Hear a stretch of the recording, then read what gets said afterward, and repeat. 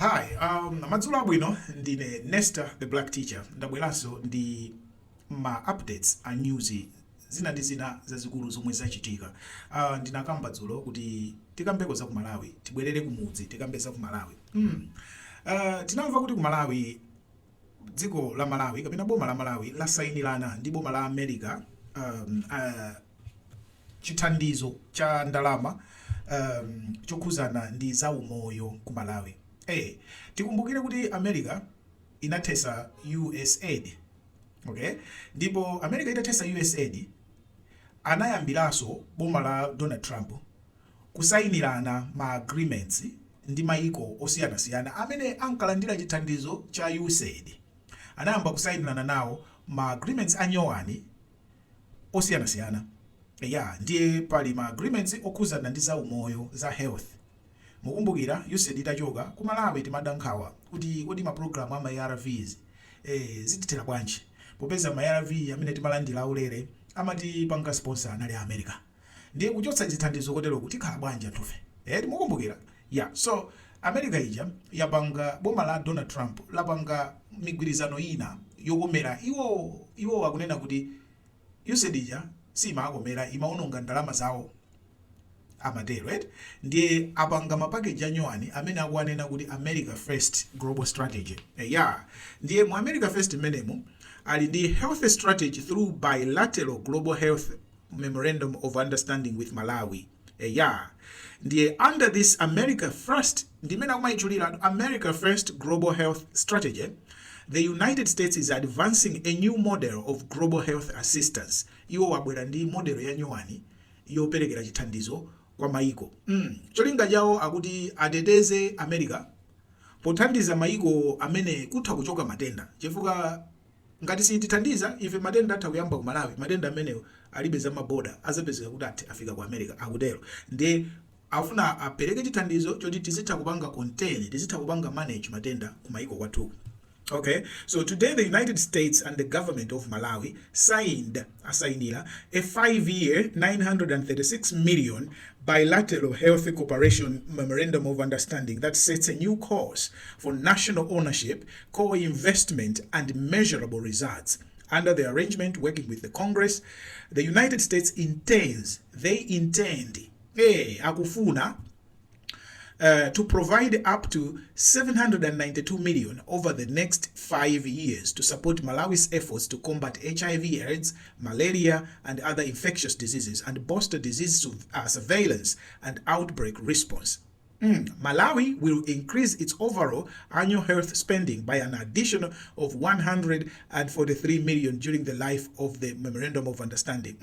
Okay, so chimene anene apanga ababa ma Americans ndichonena kuti akuti muzaka 5 azilipasa ndalama pang'ono sikuti yonse yatipasa pakamozi, azilipasa pang'ono ndalama, toto yake ikhala 792 million US dollars muzaka 5.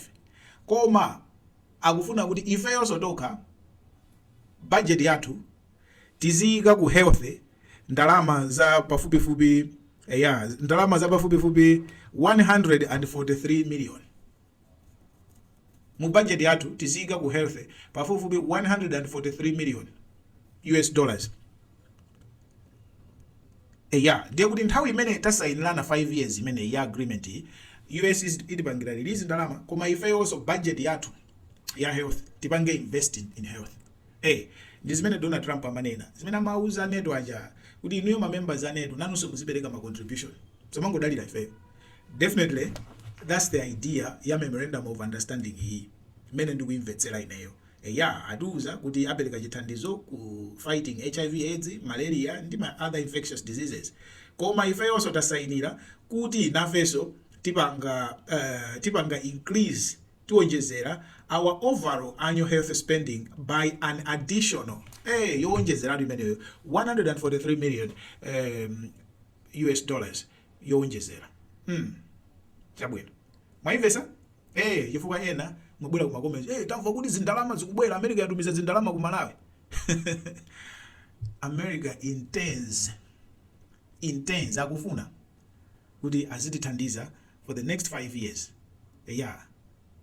mwaimvesa ndiona iwe upangeza kuti tizikuthandizani for the next 5 years ndi apanga zimene zize choti tiziwe ambiri amene mukusangalala mudziwe kuti funding yomwe ikubwera pano payi ikutanthauza kuti tikayiyelekeza ndi funding yomwe inkapereka mbuyomo ndiye kuti yadulidwa yachepesedwa ndi 35%. Yetu funding yomwe America imapereka mbuyomo ndi yomwe atachosa zonse zija za USAID achosa ndiye apereka funding ya nyowani ikhala yochepa ndi 35%. Mudziwe zimenezo zofunikira.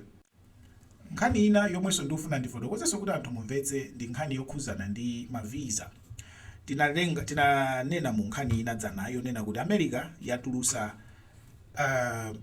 list ya maiko 75 amene abanga suspend immigration processing yawo ya ku America yapanga suspend maiko 75. Ndiye anthu ena munapita kukaona ba list ya maiko 75 paja ndesi munaonepo Malawi. Ndiye mukuona ngati kuti Malawi yachotsedwa. Iyayi. Sina panalipo Malawi ifa maiko amene wawa ma suspension mene ndiye nyowani. Okay? Malawi inapangidwa kale issue suspension. January 1, 2026, the United States partially suspended visa issuance for nationals of Malawi with limited exceptions. Okay? So if you tili partial restriction yomwe inayikidwa kale inayamba kale pa 1 January. Okay? Yeah. Ndeba list paja kusapezeka poso kuti feda pangidwa clear. Please don't mislead anthu, right? Yeah. Tikakamba za visa ena akufusa za World Cup. So pano America yanena kuti anthu amene ali mmatimu okasewera ku World Cup ku America iwowa sazipangidwa now restrict za visa.